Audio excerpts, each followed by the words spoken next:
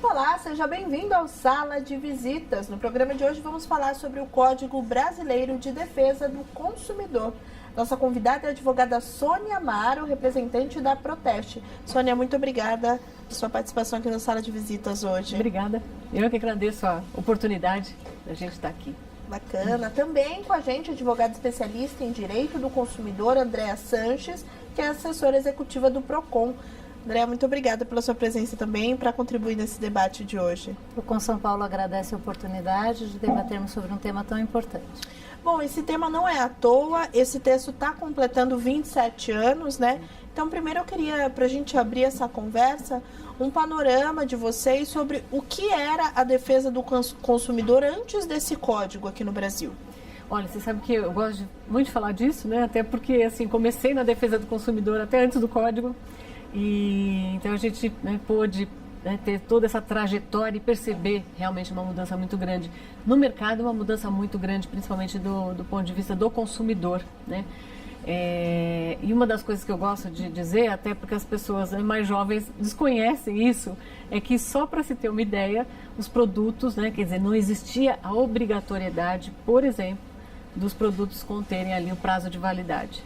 Meu Deus. Então, essa é uma das coisas que mais chama a atenção, né, das pessoas hoje, porque o pessoal fala, nossa, como assim, né? E, de fato, quer dizer, nenhum produto continha ali o prazo de validade. Então, esse é só um exemplo, né, de como a gente tem um mercado hoje diferente. Isso não significa que o mercado não tenha problemas. Tem, e muitos problemas, mas realmente a gente teve uma transformação. Então, e principalmente do ponto de vista do consumidor, hoje ele está muito mais exigente e ele sabe que tem uma lei, né, que existe e que pode ajudá-lo se ele tiver um conflito ali de consumo, né, com uma determinada empresa. E ele sabe também que existem órgãos de proteção ao consumidor que estão aí também para ajudá-lo na solução desses conflitos. André, então quer dizer que é isso, né? Além do ponto de vista dos avanços do ponto de vista do consumidor, para quem trabalha com essas leis, com essa defesa como vocês, tinha uma vida extremamente mais difícil antes do código, né?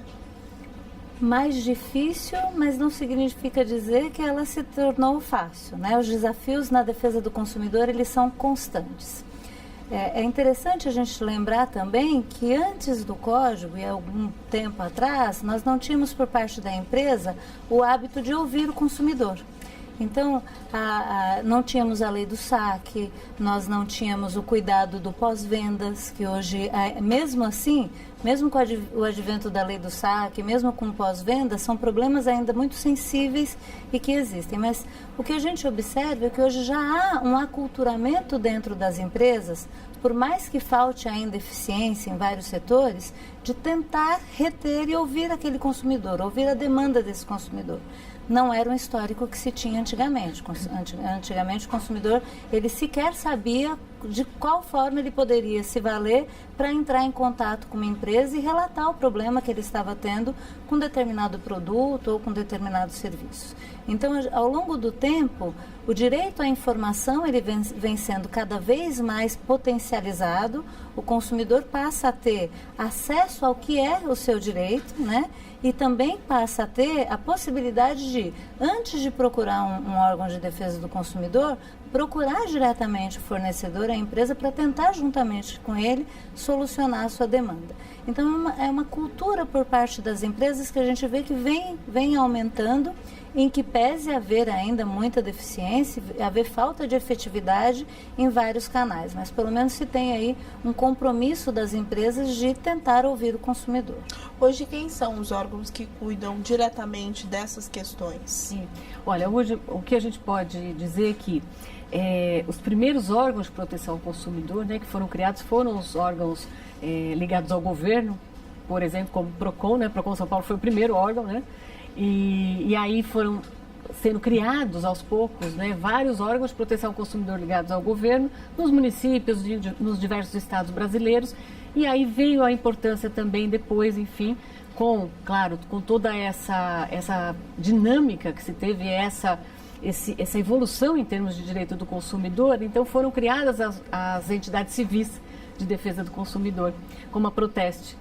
Então, a Proteste é uma entidade civil, né? Ela não é ligada ao governo, é uma entidade civil independente. E aí a importância também dessas associações de contribuir justamente com todos esses órgãos que compõem o que a gente chama de Sistema Nacional de Defesa do Consumidor, né, que são órgãos ligados ao governo, entidades civis de defesa do consumidor, que compõem então o chamado Sistema Nacional e que isso inclusive está previsto também no Código de Defesa do Consumidor. Para o PROCON, André, isso é importante, né? Porque a gente tem a impressão que todos os problemas estão ali muito concentrados, né? Alguns, a gente pode citar alguns que são sempre frequentes, problemas de energia lá nas chuvas de verão, problemas de material escolar, que a gente percebe até aqui na rotina jornalística que o PROCON está sempre, ou o Proteste mesmo. É bom que isso seja dissipado, né, para que não se carregue todo o trabalho em uma instituição só, né?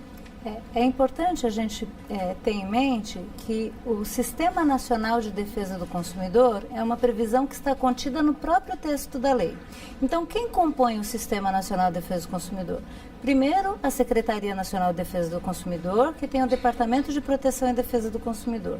Tem os Ministérios Públicos, tanto estadual quanto federal, tem as Defensorias Públicas, as associações civis e os PROCONs. Então, na realidade, é uma grande rede de instituições que compõem esse Sistema Nacional de Defesa do Consumidor, estão aptos a desenvolver e praticar a defesa, a política, tanto estadual, quanto municipal, quanto nacional de defesa do consumidor.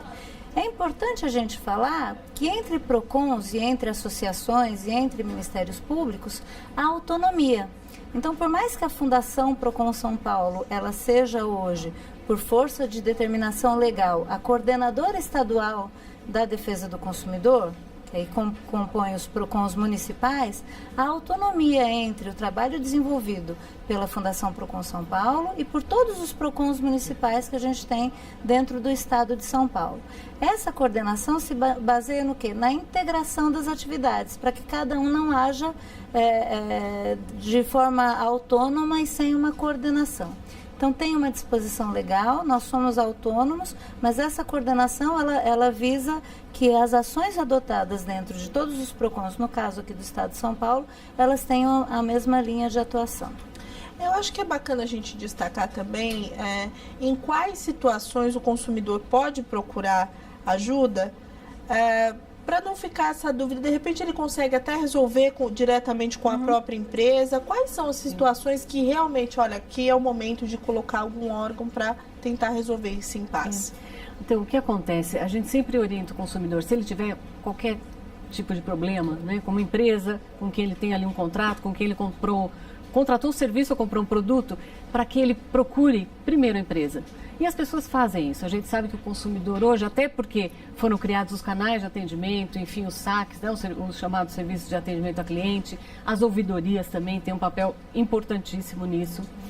Só que, infelizmente, o que acontece na prática é que, muito embora o consumidor procure a empresa, né, justamente para registrar sua reclamação, porque ele teve um determinado problema, infelizmente, ele, em grande parte das vezes, ele não tem uma solução. Ele não consegue uma solução. O saque, ao mesmo tempo que é a porta pode ser uma porta de solução, também é uma grande responsável pelas reclamações, né? O que a gente vê ali. A gente sabe que em determinados segmentos, principalmente, isso fica muito, muito claro, né, para todos ali, que realmente existem milhões de problemas. E a gente fala isso não só como pessoas, não só como profissional que atua na defesa do consumidor, mas como consumidor no seu dia a dia. Quer dizer, quando você tem um problema, vou só exemplificar, de telecomunicação. Tem coisa que quando falha na sua casa, você já te dá pavor de pensar que você vai ter que resolver pelo telefone. Exatamente. Você já fica com sabendo todo o percurso que você vai ter que enfrentar se você tiver um problema com aquela empresa. Então, você já fica pensando na dor de cabeça que você vai ter, na perda de tempo que você vai ter com telefonemas, com envio de e-mails, e você dificilmente vai ter uma solução como deveria ocorrer, né? São casos, por exemplo, que a empresa deveria já, até sem que o consumidor tivesse que reclamar, são casos que a empresa poderia já fazer, por exemplo, desconto proporcional no valor da mensalidade dele. Só que a empresa não faz. O consumidor tem que reclamar e mesmo assim, muitas vezes, como eu falei, né, voltando, ele não é atendido e aí sim, faz com que ele tenha que percorrer um outro caminho. E aí vem a nossa orientação. Então, não conseguiu resolver com a empresa, procure um órgão de proteção ao consumidor. O órgão de proteção ao consumidor mais próximo, do consumidor, né, mais próximo, ou aquele órgão que exista na cidade dele. Você tem cidades que você vai ter só apenas um órgão onde ele pode recorrer e pode registrar sua reclamação. E aí então ele vai ter, veja, são várias, digamos, várias etapas, né, que o consumidor tem. Então, se ele não conseguiu ali sozinho resolver, ele vai procurar o órgão de proteção ao consumidor, possivelmente vai conseguir uma solução. E se ainda assim ele não conseguir uma solução, então claro que ele ainda tem o caminho da justiça. É isso, André. A gente pode dizer que apesar de algumas falhas de comunicação em alguns setores que são até bem detectáveis, né, o SAC ajuda no trabalho, auxilia e evita possíveis entradas de processos aí com vocês. O SAC auxilia no trabalho, mas a gente observa que não há um trabalho efetivo de retenção da demanda desses consumidores. Como a Sônia colocou, o consumidor hoje, na grande maioria das vezes, e recentemente nós tivemos acesso a uma pesquisa que demonstra que mais de 95% dos consumidores que procuraram os PROCONs, antes eles fizeram contato com a empresa e não conseguiram a solução das suas demandas. Então, o SAC auxilia sim, mas o que se busca é uma maior efetividade na resolução desses problemas quando eles chegam às empresas. Por exemplo, no ano passado, a Fundação Procon São Paulo ela registrou praticamente 500 mil de atendimentos. Desses 500 mil de atendimentos, nós tivemos êxito na resolução de 90% dessas demandas. Então, são questões que, se os SACs estivessem efetivamente preparados, esses consumidores eles não precisariam ter demandado do atendimento, da orientação do PROCON, desse trabalho a mais, que além de percorrer toda a saga que é a reclamação no SAC, mas também tem um trabalho de se dirigir a um órgão de proteção e defesa do consumidor para apresentar a sua demanda, se ali, naquele primeiro atendimento, ele consegue ter a solução atendida. Então, o que se observa é que não há um preparo efetivo dos SACs, né? Bom, a gente vai para o intervalo rápido. Sala de Visitas volta já hoje falando sobre o Código de Defesa do Consumidor. Próximo bloco a gente vai conversar um pouquinho mais sobre internet. Sala de Visitas de volta, hoje falando sobre os 27 anos do Código Brasileiro de Defesa do Consumidor. Continuo na companhia da advogada Sônia Amaro, que é representante da Proteste, e da Andréa Sanches, advogada especialista em defesa do consumidor e assessora executiva do PROCON. Bom, quando se fala em 27 anos de um texto, ainda mais se tratando que nesse período surgiu algo chamado internet, algumas mudanças precisaram ser feitas nesse texto, né? Quais vocês destacam? Olha, eu pessoalmente até gosto muito também de falar, quando tenho oportunidade de falar nesse assunto, pelo seguinte: a gente precisa tomar muito cuidado quando se fala em alteração do Código de Defesa do Consumidor. E por que a gente diz isso? Porque até hoje o Código de Defesa do Consumidor é uma lei avançada, é uma lei que se aplica e consegue, digamos assim, se aplicar sempre que houver ali, lógico, uma relação de consumo. O que existem hoje, claro, você tem, até em função da tecnologia, até em função do que o mundo muda, lógico, então você precisa realmente ter outros diplomas legais, justamente para poder também de alguma forma amparar o consumidor, não sempre de forma direta, mas até indiretamente. Exemplo disso, Marco Civil da Internet. Então é claro que foi necessário que tivesse uma lei específica que tratasse da questão da internet, e aí existem ainda várias questões ligadas a essa relação internet com o cidadão, internet com o consumidor, que ainda precisam ser não só amadurecidas, mas regulamentadas também. Mas isso não significa dizer que o Código de Defesa do Consumidor necessariamente precisa ser alterado, né? Então, veja, existe, por exemplo, né, hoje, muito embora a gente tenha, então, muitas relações que são feitas ali via internet, né, como o comércio eletrônico, mas o Código se aplica perfeitamente a essa relação. Ele se aplica, existem também decretos, existe até um decreto que veio depois também estabelecendo algumas obrigações específicas às empresas que atuam no comércio eletrônico, ou seja, veio, digamos assim, a detalhar um pouco mais aquilo que o Código de Defesa do Consumidor já estabelecia como obrigação, né, para o fornecedor que atua nesse ramo. Então é preciso tomar muito cuidado. É claro que hoje existem outras questões que são muito discutidas no país, é a questão do endividamento e pior, do superendividamento, né, que é na verdade, a perda da capacidade ali que o consumidor tem de pagar os seus débitos, pagar as suas dívidas. Então, se discute muito isso, existe um projeto de lei tramitando a esse respeito, mas mesmo assim é preciso ter muito cuidado. Por quê? Porque a gente pode vir a prejudicar o consumidor com determinadas mudanças, porque quando se abre para uma discussão, para uma possibilidade de discussão e de transformação da lei, possivelmente você vai ter interesses ali contrários, e esses interesses contrários vão atuar não a favor do consumidor, mas sim contra os direitos que realmente foram duramente alcançados. A gente sabe disso até em função de que, para o Código de Defesa do Consumidor ser aprovado na época, foi muito difícil. Foi muito difícil, quer dizer, teve que existir toda uma luta muito grande daqueles todos que atuavam na defesa do consumidor para conseguir fazer com que a lei fosse aprovada, né, no Congresso e depois promulgada. Então é isso, né, André? Quem compra hoje por e-commerce, faz compras pela internet, está totalmente assegurado pelo código.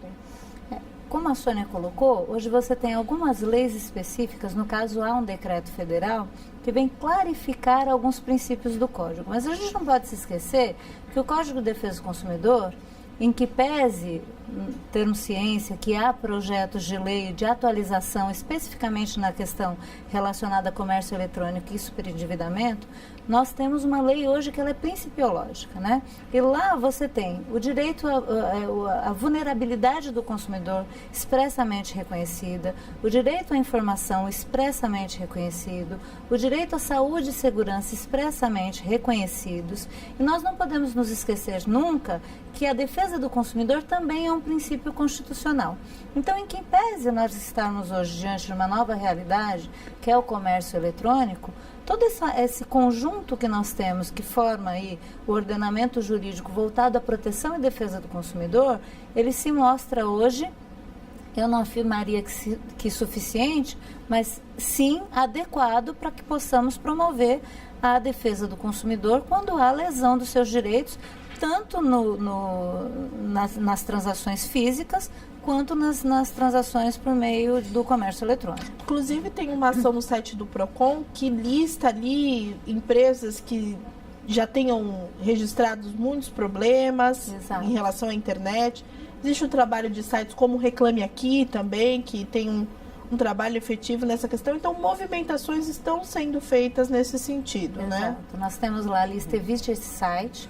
Então, há um monitoramento de reclamações do consumidor e quando há mais de 2 ou 3 reclamações com relação a uma mesma empresa de comércio eletrônico e essa empresa não apresenta nenhum tipo de resposta ao Procon, a gente já inclui o nome dessa empresa nessa lista Evite esses sites, que é uma forma de alertar o consumidor para que ele não faça nenhum tipo de transação ou de compra naquele site que não está respondendo. Se ele não responde nem ao Procon, imagine o consumidor pessoa física se precisar demandá-lo, né? Então, tem questões que são mais sensíveis no comércio eletrônico, como, por exemplo, o cumprimento à oferta, né? Então, essa é uma questão muito sensível. A pessoa compra, não há cumprimento de prazo de entrega, nós ainda temos situações onde o consumidor faz a compra de determinado produto e recebe um outro. Ainda identificamos informação onde há falha na informação com relação a preço, então o preço anunciado é um, no momento que você vai concluir a compra ele é um outro preço. Então há problemas que são muito simples, que se nós avaliarmos e que geram um número muito grande de demandas e que ele pode ser facilmente equacionado aí, desde que há observância a todos esses princípios da defesa do consumidor, especialmente relacionado ao direito à informação. E equacionado também do ponto de vista do consumidor, né? Sem ficar atento àquela oferta atrativa demais, Sim. Metade da metade do preço, né? Sim. A gente sempre fica atento a algumas questões aí. Sim.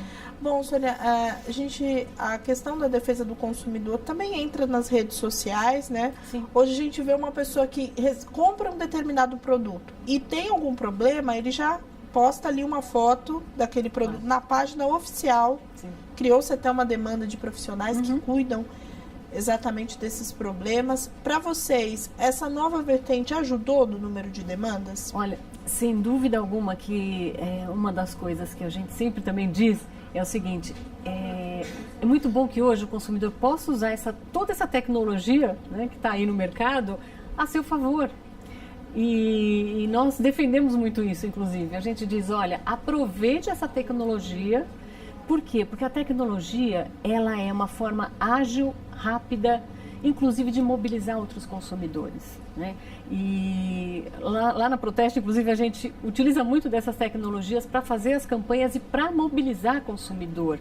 A Andréa sabe disso. A gente tem, na defesa do consumidor, a gente tem várias causas, várias bandeiras que a gente chama, inclusive, que são bandeiras que atingem todos os consumidores. Então, são bandeiras que atingem todos aqueles consumidores que têm plano de saúde, são bandeiras que atingem todos aqueles consumidores que têm ali uma conta, que têm um cartão de crédito.